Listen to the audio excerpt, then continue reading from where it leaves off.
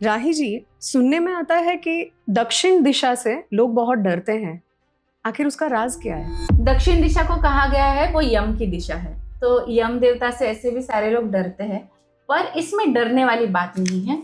दक्षिण दिशा में अगर आप S3 S4 का घर का एंट्रेंस खोलते हो तो वो बहुत पॉजिटिव होता है, आपको बहुत अबंडेंस देता है, आपको अच्छे से पैसा देता है। तो काफी बार ऐसा आपको सुनने में आया होगा कि दक्षिण दिशा का एंट्रेंस वाला घर नहीं होना चाहिए, but that is also very good entrance, बहुत ऑस्पिशियस होता है। दक्षिण की तरफ फेसिंग करके भी काफी लोग है कि हम बैठेंगे नहीं, काम नहीं करेंगे, बट मैं ये कहना चाहूंगी कि आपका कर्म क्या है, आपकी प्रकृति क्या है और आपकी एस्ट्रोलॉजी क्या कहती है, ये चीजों का अगर हम कॉम्बिनेशन करके देखेंगे तो दक्षिण का एंट्रेंस और दक्षिण का फेसिंग भी बहुत अच्छा होता है।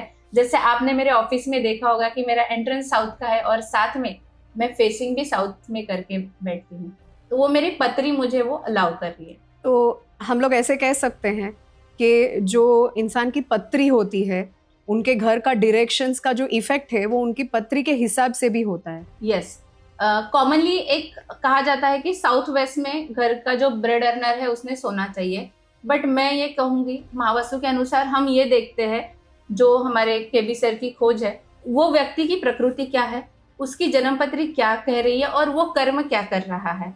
अगर वो सेल्स और मार्केटिंग में है और वो साउथ वेस्ट डायरेक्शन में सो रहा है तो वो स्लगिश हो जाएगा। बट वही पर्सन अगर ईस्ट डायरेक्शन में या नॉर्थ डायरेक्शन में सोएगा तो वो बहुत एक्टिवली नए अपॉर्चुनिटीज लाएगा, नए नए लोगों से कनेक्ट करेगा। तो आपकी पत्री क्या उसे अलाउ कर रही है? आपका छठा, आठवां और 12वां बॉक्स उसे रिलेट नहीं कर रहा है उस डायरेक्शन को, तो वो डायरेक्शन मतलब छठे भाव में जो राशि आ रही है, आठवें भाव में जो राशि आ रही है और 12वें भाव में जो राशि आ रही है, ये तीन छोड़ के आपका बेड का पोजीशन आपके कर्म के अनुसार हम वहां डिसाइड कर सकते हैं।